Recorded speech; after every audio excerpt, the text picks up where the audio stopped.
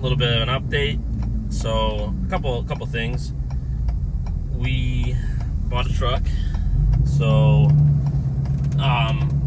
it's a 2016 Ram 2500 Bighorn 4-door long bed. It's already tuned and deleted, has a EFI 5-stage tuner, and it has just a 4-inch straight pipe EGR delete. Pretty much stock other than that. It's got some factory options. It had, spray and bed liner, and it has the 8.4-inch touchscreen, brake controller, heated seats, heated steering wheel, of course the exhaust brake, and the bigger screen on the dash. So for a Bighorn, it's fairly loaded. I know you can get, especially that year, you can get like a SLT or a Bighorn that's like pretty basic, or you can get one that has a lot of options or a decent amount of options for a Bighorn. The one thing it doesn't have that I do wish it had was the center console. It has the jump seat, which is fine. It has like the 3 cup holders and stuff like that in the center, so that'll be fine. And I think there's another thing of cup holders I think that pulls out of the dash area. So as far as like storage and stuff, it should be fine. I just like to have the center console over the jump seat, but it's in really good condition. It does have 190,000 miles, but there's no blow-by. Check that. So pretty confident in it. And the dealership that I bought it from put brand new tires on it. So that should be good to go for a while. The only other thing that the owner did is there's a bed cap, a matching bed cap. I'll attach a picture in the thumbnail, but nothing like people cutting you off first thing in the morning. It's the second car today. But yeah, so there's a matching bed cap, and I'm gonna sell that obviously because I need to be able to pull fifth wheels. It does have the fifth wheel prep package. It doesn't have a fifth wheel hitch in it, so I'm on the search for a fifth wheel hitch. I kind of kicking myself because I just sold one not that long ago for a Ram 2500, a drop-in hitch, but I didn't know I was gonna get a Ram. I was pretty set on another Ford for a while, so but you live and you learn. I was trying to free up space in the garage a few months back, sold it, and then I could use it now, but I'll find another one. I'm not putting it to use like today because I have to get it DOT inspected, get the insurance and everything. I grabbed it last night pretty late in the evening. I left the dealership right before like 8 o'clock at night, just because I had work I was doing with my business throughout the day, and then my buddy's truck, that the one that I was trading trucks back and forth with him, we had a tire blowout, so we had to go get that figured out. The situation was kind of a mess, and just a lot of running around. And then I had to get my daughter from school, and I've got contractors at my house doing work on the flooring, and I had to go get more materials. So yesterday was definitely stressful. Had to get home. They're laying flooring upstairs, so then I had to, as soon as I got home, I had to move all the furniture. I think I finally went to bed at like 11 o'clock, but I was gonna get an early start today because I do have kind of an interesting load. I think I just transitioned without finishing what I was talking about with the Ram, but we'll go back to that. So I'm doing a customer pickup and delivery today. I've never done that before, and so what that kind of entails is I'm actually going to Davenport, Iowa to pick up a camper, and then delivering it in Indiana. I can't remember. It's on the way. It's not quite to Elkhart, but it's kind of on the way. So yeah, so I'm going to pick that up from the dealership today. I have to pick it up during business hours, so I'll be there to pick it up and then deliver it. I did contact the customer, left her a voicemail, and I have not heard back, so I'm going to call again this morning, just kind of give her an update, and hopefully someone answers. And then I have her son's number, so I'm going to, if I don't get a hold of her, I'm going to give him a call as well. But once I drop that, I'm gonna continue on. I'll be about, I think it's like an hour 15 from the Elkhart area. So I'm just gonna go continue on to Elkhart, grab a trailer, and then head wherever that's going. And my mount is loose, I gotta tighten it up, my phone keeps dropping. But yeah, so I'm gonna get a load.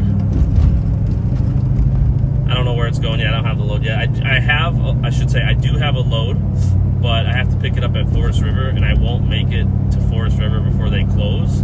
So I had requested another load. Since I'm going to be right there, I really don't want to deadhead back home without grabbing something.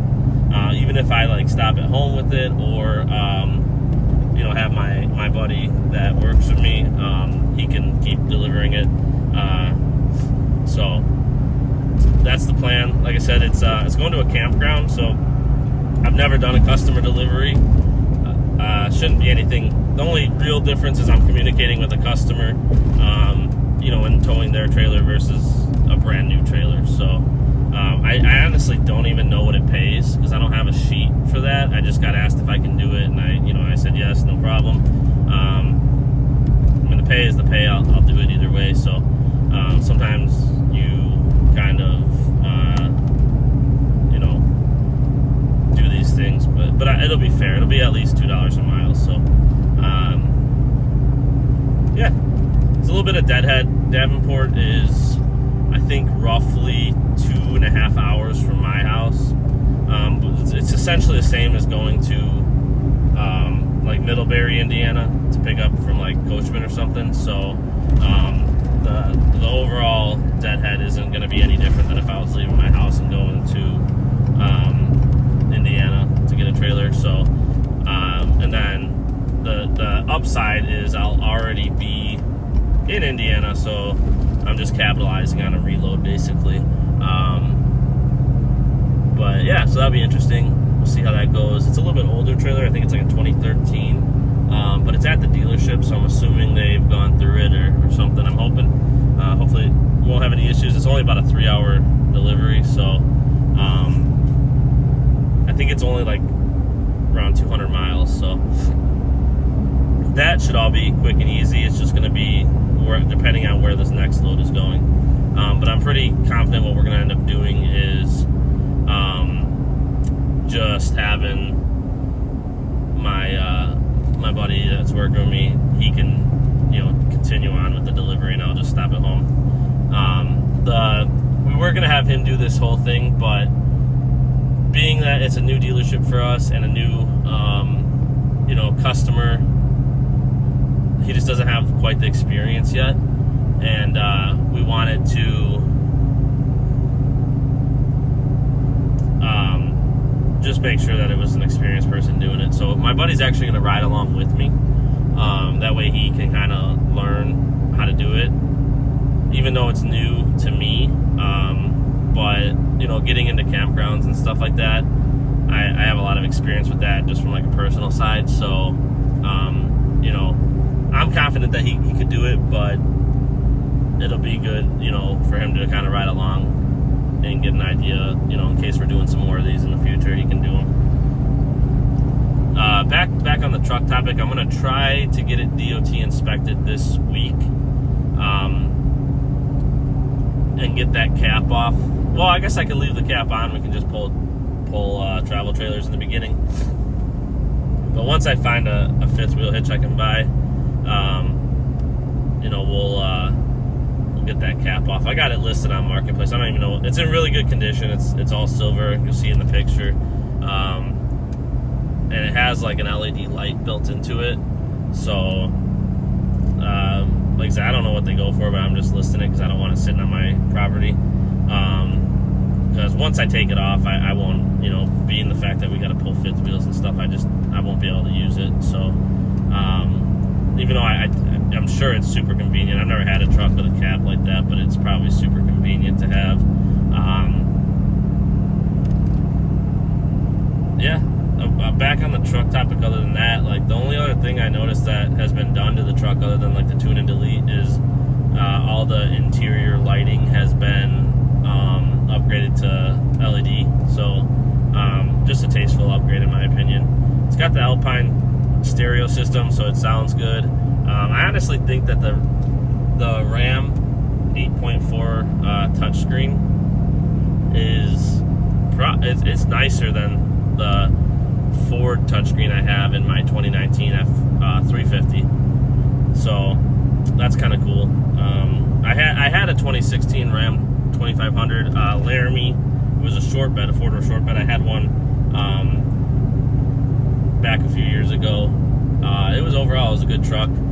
It was tuned deleted with the same EFI Live, and I pulled my work trailer with it every day pretty much, and it was always good. It got good mile per gallon for. Let's see if I can tighten that real quick. Good mile per gallon for a truck. That one was leveled on 35s with 20-inch wheels. So this one I'm hoping will do a little better. I'm not gonna lie, I was kind of beating on it a little bit last night. Not like aggressively, but I just wanted to make sure I wasn't gonna have any issues with it, because in Illinois you have, I think it's like a 15-day implied warranty from the dealership. I guess that would be the wording for it. So I kind of just wanted to make sure I wasn't gonna have any major like issues or anything like that. So I was kind of giving her the beans a little bit yesterday, just kind of running it through to make sure it didn't have any major issues. I think there may, and I could be wrong, I think there may be a aftermarket turbo, because it whistles pretty loud. I gotta dig into it a little bit, and it definitely has more power than the 2016 Cummins I had that was tuned and deleted as well. This one would blow it out of the water. So, and I'm pretty sure they're both EFI Live because they got the 5-position switch. I could be wrong on that, but yeah, I mean, it was considerably quicker. It had the factory intake, whereas my other one had a S&B, which I think should only help it, not hurt it. But yeah, like I said, this one, even being a 4-door long bed, is even though it's a little heavier, the only difference would be the 35-inch tires and different wheels on my other truck. So, but this one definitely is considerably quicker, and as far as mile per gallon go, it was hard to say because, like I said, I was like beating on it a little bit. But by the time I got home, it was only about a 20-mile drive, I think, because I reset it leaving the dealership. Even with like beating on it a bit, most of it was highway on the way home. I think I ended up like 18.6 miles per gallon, and that was cruising at like 80 even when I wasn't kind of on it. For anybody that wonders, I did get a chance to do a poll next to my Power Stroke, just like a 70 to 90 or 95 poll, and the Power Stroke did have it by like a truck or two. But honestly, I was expecting much worse, because this Power Stroke is fast. I was the only real information I had was GTR passed me on the left. So the only real information I had to go off of was my last 2016 Ram with the tune and delete, and that truck just felt so doggy to me. The one thing I will say is I still don't care much for the 68 RFE. I never had an issue with my other one. I ended up trading that truck in at like 170,000 miles, and my 68 never gave me a problem. It just felt like sloppy, and I'll say that like even this truck, it just like with the 68 RFE, it's just not like I don't know. It's not smooth like this Power Stroke or other Power Strokes that I've had. So I mean, I'm confident in the transmission. I'm not gonna beat on it like that, on a daily basis. It's gonna be working, but gonna be easy stuff, so I'm not worried about it. And honestly, if it goes out, we'll replace it with something better. But that's really my only complaint with the Rams is the 68. And I know I could find an Ison maybe. And honestly, I did find a 3500 dually Ison, a 2018, with a little bit lower miles. I want to say it had like 156,000.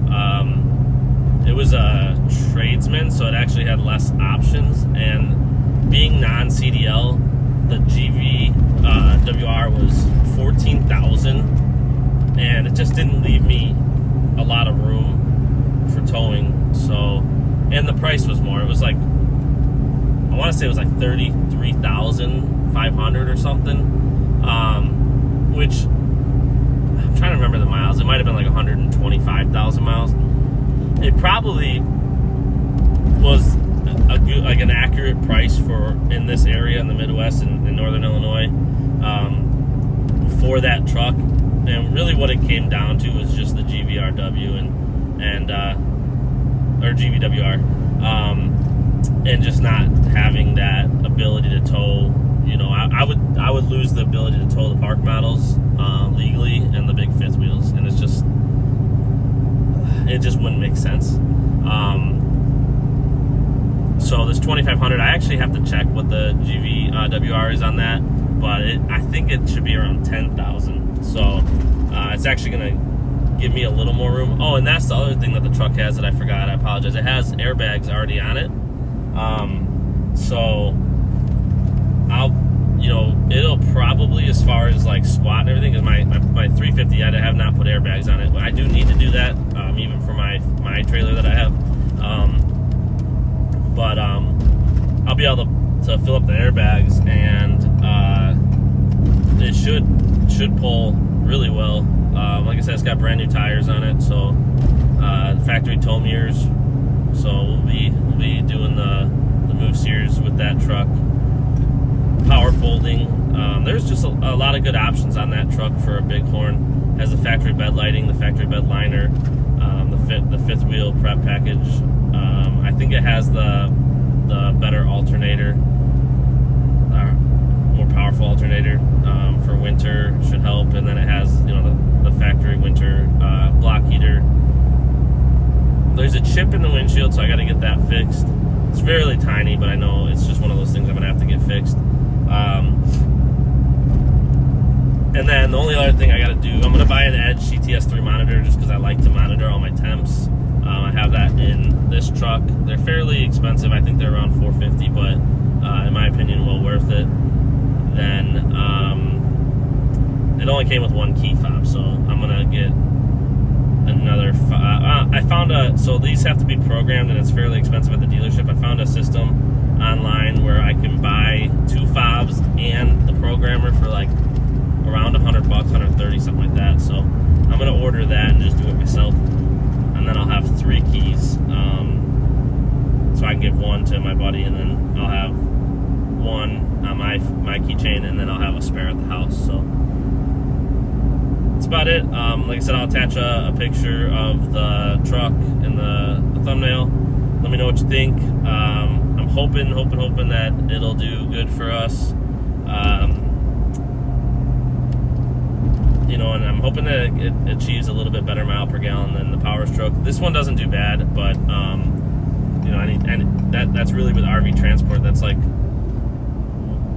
your biggest expense is fuel. So if that truck can even net me like 1 to 2 mile per gallon better loaded and unloaded, it's going to be a considerable difference. And honestly, like hopefully this truck will have. I'm hoping to put like 150,000 miles on it the first year, between me running it and my buddy running it. Like, other than days that I need to break it down and do maintenance, I think I would love for that thing to just be running. Now, with that being said, we're not that busy right now, so I am going to de-lease this truck once I get that one all ready, and lease that one on. And then once we get busy enough, I'm going to lease this truck back on. At this point, it's kind of looking like it'll be around November, which actually works out perfect because I'm going to be super busy with our holiday lighting business from October through like middle of December. So anytime into December that I can lease this truck on and just kind of at that point have me running, have my buddy running, at least through like March, that would be ideal. I didn't realize this lane merged. I gotta get over. But yeah, so let me know what you think in the comments. I know a lot of guys run Rams, Cummins. Hopefully this one will work out good. Seems healthy, idle's nice, runs down the highway good. So I'm excited. Think it'll be good for an RV transport truck. It's going to allow me to, one of the biggest issues we had right now was like I do a lot of camping with my family in the summertime and into the fall here, and the days that I'm running or I'm out, I need my truck to tow my fifth wheel, and then my buddy excuse me, couldn't work, and this will allow work to continue while I'm on my vacations and stuff. And also with my RV rental business that I have now, we'll be able to use that truck to tow my 37-foot travel trailer, which his truck being an F-150 with the gasser, it does fine. We added the brake controller to it, and it pulls it fine. He said it gets, I've never pulled it with his truck, but he said it on windier days you can definitely tell you're pulling a fairly large travel trailer with a half-ton pickup. But he was getting by with it, but definitely now we'll just use this Ram or my truck to do the deliveries for that, save the wear and tear on his truck.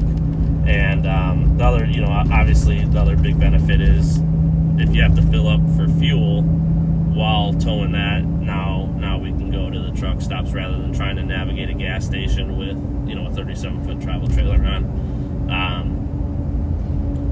But yeah, that's it. I'll do an update if anything happens with this delivery today, as far as like just anything that's worth recording, being that I've never done this style delivery. Make sure we get that on video, but